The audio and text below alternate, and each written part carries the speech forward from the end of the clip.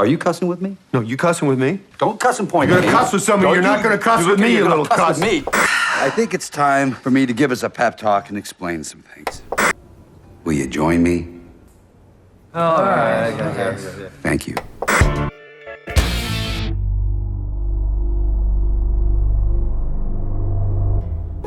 Oh, hey man, have you seen Usher? The movie's about to start and Blag is in the theater. Oh yeah, he told me he wanted to watch this one with you. Ah, cuss. I had a feeling that might happen. He just wants to gawk at all the animals. It's pretty creepy. Yeah, tell me about it. So you haven't seen Usher? Wow, are you being serious? Yeah, why? You saw him last week. He was floating out in space. What, and no one helped get him back into the theater? Well, we all assumed that was something you were gonna do. So he's gone. We just let him float off into the void? Well, you let him float off. I can't believe this. Nah, we'll be fine. I don't think anyone cares. We'll just replace him with this Tron arcade game for the next couple of weeks.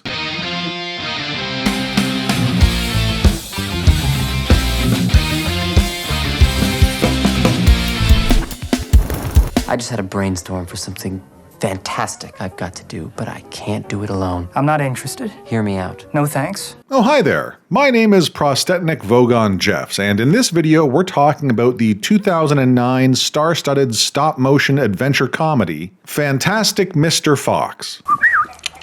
Directed by Wes Anderson and written by Anderson and Noah Baumbach, the film is an adaptation of Roald Dahl's 1970 children's novel of the same name. The book is a fairly short and straightforward story about a clever fox outwitting three nasty farmers. Tackling themes of family, morality, pride, and greed, Roald Dahl's Fantastic Mr. Fox is a timeless classic that resonates with children and adults alike. And I think it's fair to say that Wes Anderson's film does the same. Are you listening to me? I look into your eyes and I can't tell whether you're getting anything I'm saying. It stars George Clooney as the titular Mr. Fox, Meryl Streep as his wife, Felicity Fox, and Michael Gambon as Franklin Bean, along with Anderson mainstays like Jason Schwartzman, Eric Anderson, Bill Murray, Wally Wolodarski, Willem Dafoe, and Owen Wilson. No, there are no bears in the movie. Well, they aren't real animals, they're puppets. It's stop-motion animation. Oh, the cussing irony of that statement, dude. Look in a mirror lately? And so it begins. Alright, 2 years ago, or 12 Fox years ago, Mr. Fox and his wife, Felicity, are on the prowl, hunting squab at Burke's farm. After snagging a couple birds, Mr. Fox spots a trap and inspects it inquisitively. Move out of the way, darling. That's right where it's gonna land. Let's go. His overflowing confidence winds up getting him and his wife caught, at which point she drops a bomb. I guess it's not spring-loaded. I'm pregnant. You are the father!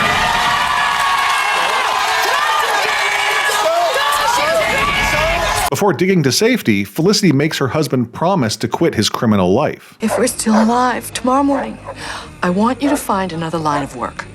Okay. 2 years later, Mr. and Mrs. Fox are living in a burrow with their son, Ash. Mr. Fox has become a writer for the Gazette, but isn't content with his lot in life. I don't want to live in a hole anymore.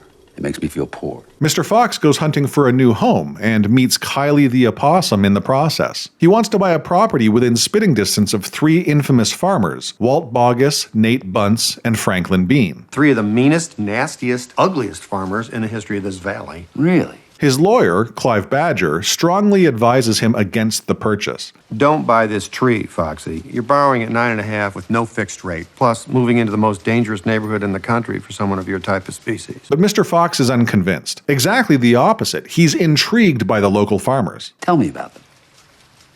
All right. Walt Boggess is a chicken farmer, probably the most successful in the world. He weighs the same as a young rhinoceros. He eats 3 chickens every day for breakfast, lunch, supper, and dessert. That's 12 in total per diem. Nate Bunce is a duck and goose farmer. He's approximately the size of a pot-bellied dwarf, and his chin would be underwater in the shallow end of any swimming pool on the planet. His food is homemade donuts with smashed up goose livers injected into them. Franklin Bean is a turkey and apple farmer. He invented his own species of each. He lives on a liquid diet of strong alcoholic cider, which he makes from his apples. He's as skinny as a pencil, as smart as a whip, and possibly the scariest man currently living. The local human children sing a kind of eerie little rhyme about him.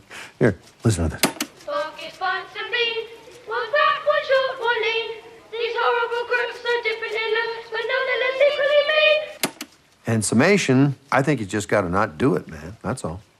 Mr. Fox and his family move into the tree on the hill. Shortly thereafter, cousin Christopherson Silverfox comes to live with them. His father, Felicity's brother, is sick with double pneumonia and unable to care for the young fox. Ash is immediately jealous of Christopherson, who is naturally athletic and garners enthusiastic attention from his father. Look at that! This kid's a natural. I'm speechless, Christopherson. Mr. Fox has a plan. He brings his new friend Kylie in on the scheme to rob Bogus Farm. I'm bringing you in as my secretary and personal assistant. Okay. Using blueberries filled with sleeping powder to incapacitate Bogus's guard dogs, Mr. Fox and Kylie infiltrate the farm and make off with a couple sacks of chickens. The next day, Felicity is surprised by a fresh chicken in the pantry, Where'd you get this chicken? but also a little suspicious after noticing a Bogus Farm tag on the dead bird. Huh. Must have escaped from there before I bought it. Despite Kylie's apprehension, Mr. Fox initiates Phase 2 of his master plan. The target? Bunce's refrigerated smokehouse. They make off with even larger sacks full of Bunce's meat cache with relative ease, and Mrs. Fox is not amused. For Phase 3 of the master plan, Mr. Fox and Kylie target Bean's secret cider cellar. Ash tries to tag along but gets rejected by his father. You're gonna get me in a lot of trouble. Besides, you're too little and uncoordinated. Who has secretly invited Christopherson to tag along. Anybody see it? I don't think so. Here, put this bandit hat on. And breaking into the cellar, the three thieves are cider blocked by Rat. Round these parts, we don't take kindly to cider poachers. Christopherson's quick thinking gets him out of the way just in time for the thieves to hide from Mrs. Bean. Luckily, they go unnoticed, and the third heist is a success. Franklin Bean calls an emergency meeting with Bogus and Bunce. Hi, so good of you to come. Lovely to see you. You're both looking splendid. How have you been, Walter? Nathan, all's well? Wonderful.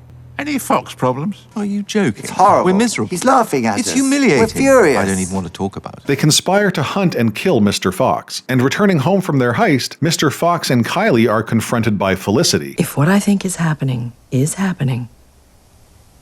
better not be. The fox and the opossum are then ambushed by the farmers, who open fire on the two thieves. Both escape, but Mr. Fox gets his tail shot off in the assassination attempt. The farmers call in supplies and begin digging around the tree, forcing Mr. Fox and his family to burrow into the ground to escape. Mrs. Fox is rightly pissed. I'm gonna lose my temper now. Well, when? If her husband doesn't change, if he doesn't do something to fix the mess he's made, they're all going to die. Back above ground, the farmers lose patience with the progress of their manual labor. They rent tractors to speed up the process and hire an explosive expert to crater the hill. Contact! 3 days later, as Bogus, Bunce, and Bean continue their siege, Mr. Fox and his fleeing family come across Clive Badger and a large group of displaced animals. They blame Mr. Fox for their situation and are desperate for a solution. A lot of good animals are probably gonna die because of you! Well, bears aren't burrowing animals, that's probably why. No, Coach Skip isn't a bear, he's an albino river otter. Listen, it's just not a movie about bears, all right? Give it a rest. I've got an idea. What is it? It could be a good one. Lay it on us. It might save our lives. Say the idea! The plan is to dig a tunnel to each of the three farms and steal everything.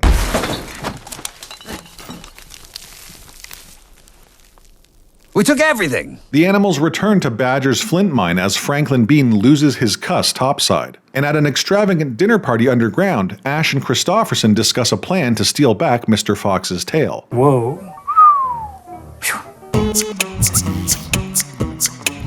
Let's all go to the lobby to get ourselves a treat.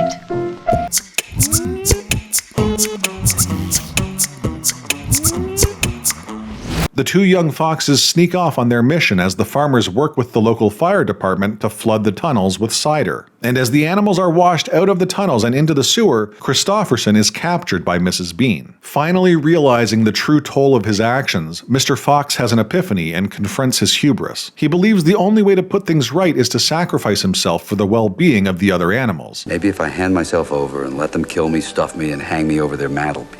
You'll do no such thing. Felicity doesn't want him to do it because she loves him, but then goes on to say one of the cruelest things. I love you, Felicity.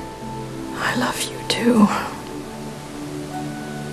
But I shouldn't have married you. I mean, what the cuss? Although, wait a minute. Okay, maybe that doesn't mean what I think it means. The first couple times I watched this movie, that line hit like she was saying she regrets marrying him. But maybe I misinterpreted it. Maybe what she's saying is that she regrets trying to make him act against his nature. Yeah, that's it. We'll come back to this in a bit. It's not your fault. It's mine. Mr. Fox reconciles with his son before preparing to head above ground to his inevitable demise. After his departure, the remaining animals are confronted by Rat, who delivers a ransom note. Why'd they write this in letters cut out of magazines? To protect their identities. Oh. The farmers, believing Christopherson to be Mr. Fox's son, want to make an exchange. Ash steps forward and tells Rat they've got the wrong fox, and a fight breaks out. Rat captures Ash as Mr. Fox returns. They fight, and Rat is electrocuted, dying mere moments after divulging the location of the imprisoned Christopherson. Mr. Fox gathers the animals to plan a Mr. Fox gathers the animals to plan a go for broke. Oh my god. I'm going to start over. Mr. Fox gathers the animals to plan a go for broke rescue mission. After a motivational speech, he sends a letter to his hunters, which reads, "Dear farmers Bogus, Bunce, and Bean, I have no alternative but to agree to your terms. Move the station wagon and open the manhole cover below the foot of the drain pipe next to the cobbler's shop, and meet me there today at 10 a.m. sharp. I will hand myself over to you in exchange for the boy's safe return. Cordially, Mr. Fox." Why do you write this in letters cut out of magazines? I don't know, but you did the same thing. I don't trust this guy. The farmers comply, intending on double-crossing the fox. Knowing this full well, Mr. Fox and his fellow animals launch an assault on the town. It's a diversion. Contact! Mr. Fox and Kylie run through the smokescreen and hop into a conveniently sized motorcycle and sidecar. And Ash has stowed away in secret, so now he's part of the rescue mission too. They make their way to Bean's farm and enter Bean Annex undetected. What's this thing you do, the whistle with the clicking sound? What do you mean? That's my trademark. To their surprise, they stumble upon Spitz the Beagle, one of Bean's rabid guard dogs. Give me a blueberry. What? Blueberry. No, you didn't say You forgot the blueberries? Unfortunately, Kylie forgot to pack the blueberries. I did say it. I wrote it on your paw. Yeah, it's written on the front of your So the team splits up. Ash and Kylie continue on to find and rescue Christopherson as Mr. Fox stays behind to distract Spitz. Ash and Kylie find Christopherson locked inside of an apple crate. It's me. I'm rescuing you. I've got mixed feelings about that. And break him free as Mr. Fox runs for his life. He eventually escapes the rabid dog and reunites with his crew, and after catching his breath, the team heads out, only to be met by Bogus, Bunce, and Bean blocking the exit. I'm not leaving here without that necktie. Kill him! Trapped by the farmer's militia, Ash takes it upon himself to save the day. Actually, we should just go. I'll be right back. He runs across the farm, dodging heavy gunfire, and knocks open Spitz's kennel, releasing the rabid dog. Chaos ensues as the mad beagle chases after anything with two legs. Mr. Fox and his crew use the commotion to escape from the farm, and on their way back to the sewers, Mr. Fox stops when Kylie spots a wolf in the distance. It's symbolism! And again, we'll come back to this shortly. 3 days later, the animals have made a new home in the sewers, but are beginning to starve. The farmers have camped out in anticipation of their desperate escape, but little do they know that Mr. Fox has found an alternate escape route, into a nearby supermarket owned by Bogus, Bunce, and Bean. Okay, I get it. Is that your trademark? Felicity reveals that she's pregnant again. I'm pregnant again. You are the father. And all of the animals dance around celebrating their survival. The end. I really like this movie. It's fantastic. Get out! It's a great example of a book adaptation done right. It's proof that you don't need to be 100% faithful to the source material. Wes Anderson took a lot of liberties with the story. He made it a distinctly Wes Anderson movie with his use of cinematography, editing, and characterization. If you were familiar with Anderson's other movies and then watched Fantastic Mr. Fox without knowing he directed it, you'd be like, holy cuss, this feels like a Wes Anderson movie. But he does this while maintaining the true spirit of Roald Dahl's book. There are a ton of changes from the original story, but it nevertheless feels like a faithful interpretation. It covers many of the same issues, including the aforementioned family, morality, pride, and greed themes. But more than any of these, it delves into the theme of identity. At the beginning of the movie, Mr. Fox makes a pledge to his wife to find a new line of work, but it makes him a malcontent. He's not satisfied with his life and wants more. Foxes live in holes for a reason. Yes and no. He returns to a life of crime, lying to his wife and lying to himself. By the end of Act 2, he confronts the truth. I think I have this thing where I need everybody to think I'm the greatest, the quote-unquote fantastic Mr. Fox. He's a wild animal. That's why Felicity says that thing about it being a mistake to have married him. She's not saying she's disappointed in her husband. She's saying that she was wrong to have attempted to change his nature. They're wild animals, and they both need to accept that reality. I think at the end of the day, I know.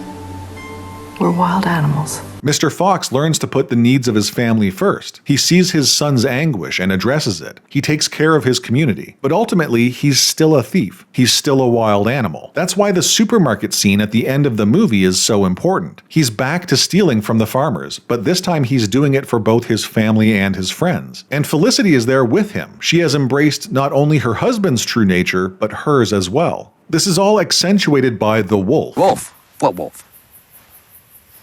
At several points throughout the movie, Kylie mentions wolves and it scares the cuss out of Mr. Fox. You know, one time this wolf I saw... Wolf? What's with all the wolf talk? Can we give it a rest for once? He has a phobia. But he's not really afraid of wolves. He's afraid of what they represent. They are wild animals. In Act 1 and 2, he is terrified at the mere mention of wolves. But at the end of Act 3, he spots one off in the distance and bonds with it. Wish him luck, boys. Good luck out there. It's symbolic of his acceptance of being a wild animal. Wes Anderson weaves these elements into a beautiful story filled with emotion and humor. The world building is simple but remarkably effective. The performances are consistently deadpan like his live-action movies, but never feel out of place. And the pacing is brisk, with a total runtime of less than 90 minutes. It's an incredibly satisfying story that, like the book it's based on, feels timeless. I don't know. It's just a thought. I've got a real soft spot for movies like this. What are you singing, Petey? Just making it up as I went along, really. That's just weak songwriting. You wrote a bad song, Petey. It's not specific to stop-motion animation. Why not? Listen, I'm not going to justify this to you. Just pay attention and stop interrupting me. I'm taping this. But rather any movie that demonstrates true artistry. I'm being creative? Being able to write a good story is difficult. Producing a feature film is difficult. Animation of any kind is difficult. Okay, maybe not any kind. Wink wink, nudge nudge. But putting all of that together and creating something like Fantastic Mr. Fox? Well, that's a cinematic miracle. I have immense respect for the level of talent, patience, and hard work that a project like this requires. Even if it was a piece of cuss, I'd still want to give it some props for the effort. Thankfully, Fantastic Mr. Fox turned out to be an absolute gem. One that was not only deserving of the recognition it received at the time, but deserving of recognition for years to come. If you haven't seen it, I'm begging you to check it out, because Fantastic Mr. Fox is a fantastic movie. Okay, you see, it's comments like that. It's comments like that that make me not want to watch movies with you. If you weren't such an insufferable cuss, I might have agreed to a bear movie for next week. No, it's too late. We're doing a movie about bees instead. Come on. Can we have a dialogue, please? Don't call it a dialogue. This isn't Death of a Salesman.